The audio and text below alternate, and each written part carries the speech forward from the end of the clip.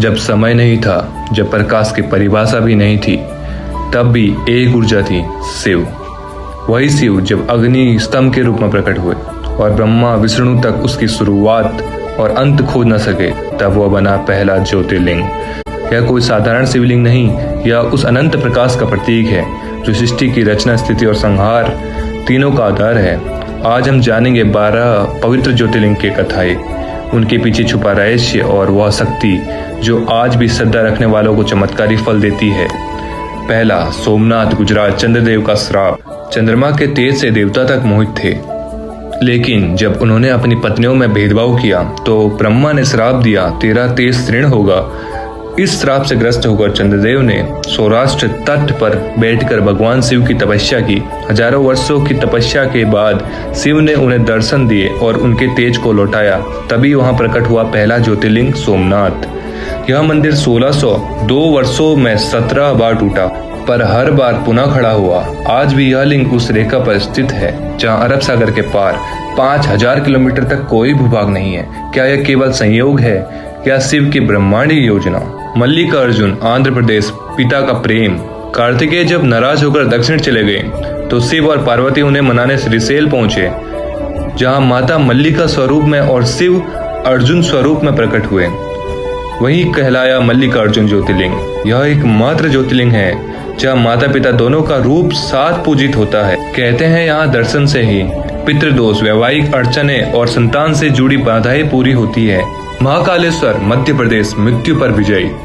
उज्जैन, जहाँ काल भी रुक जाता है। एक बार उज्जैनी पर दृष्ट राक्षस दूषण ने हमला किया।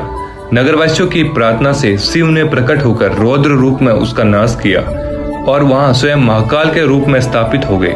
यही बन गया महाकालेश्वर ज्योतिर्लिंग।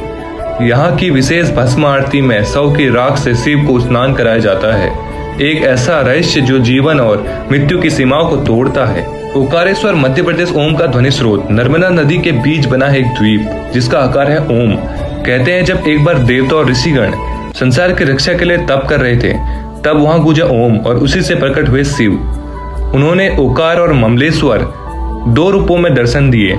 यह द्वीप आज भी ओम के आकार में है, जिसे वैज्ञानिक ने भी मान्यता दी है। केदारनाथ, उत्तराखंड। पांडवों की याचना। महाभारत के बाद पांडव शिव से क्षमा मांगना चाहते थे, पर शिव उनसे नाराज थे और वे केदार क्षेत्र में जाकर पैसे का रूप लेकर छिप गए। जब भीम ने उन्हें पकड़ने की कोशिश की तो शिव भूमि में समा गए और उनका पीठ भाग बाहर रह गया। वही बना केदारनाथ ज्योतिर्लिंग। यह लिंग त्रिकोणीय है और हिम से ढके रहने पर भी कभी नष्ट नहीं होता है। भीमाशंकर, महाराष्ट्र। राक्षस का नाश।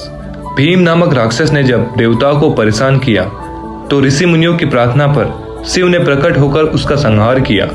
जहाँ राक्षस गिरा वहीं प्रकट हुआ भीमाशंकर ज्योतिर्लिंग। यहाँ से भीमा नदी का उद्गम होता है। यह स्थल एक अत्यंत ऊंचे पर्वतीय वन में स्थित है जो आज भी रहस्य से घिरा है।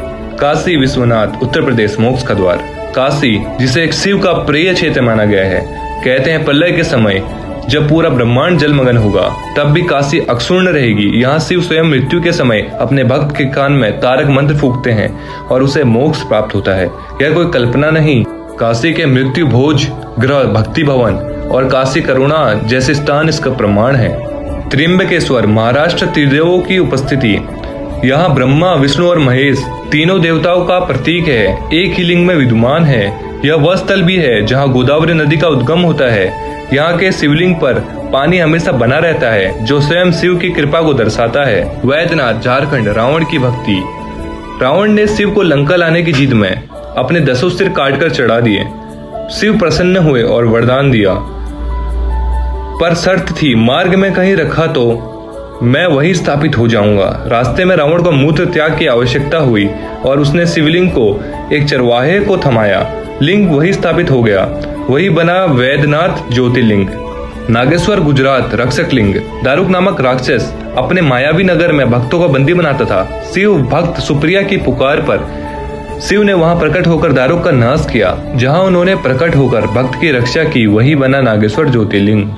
रामेश्वरम, तमिलनाडु। राम का शिव भक्ति स्थल। लंका युद्ध से पूर्व राम ने शिव की स्थापना कर उनसे आशीर्वाद लिया। यह वह स्थल है जहां विष्णु ने शिव की पूजा की। यही बना रामेश्वरम ज्योतिर्लिंग, शिव और राम का मिलन स्थल। कृष्णेश्वर महाराष्ट्र स्त्री की भक्ति। एक महिला कृष्णा ने गहन तपस्या से शिव को प्रसन्न किया। जब उसका पुत्र मारा गया तब भी उसने दुख में डगमगाए बिना शिव की उपासना जारी रखी।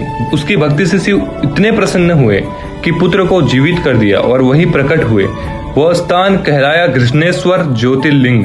तो आज की वीडियो में इतना ही। आई होप सो आपको आज की वीडियो अच्छी लगी होगी और आपको कुछ नया जानने को, नया सीखने को जरूर मिला होगा। अगर आपको आज की वीडियो अच्छी लगी तो वीडियो को जरूर लाइक करना, चैनल को सब्सक्राइब करना, क्योंकि हम आपके लिए ऐसे इंटरेस्टिंग और नॉलेजेबल वीडियोस लेके आते रहेंगे। तो मिलते हैं नेक्स्ट वीडियो में। Thank you for watching, love you all, bye bye.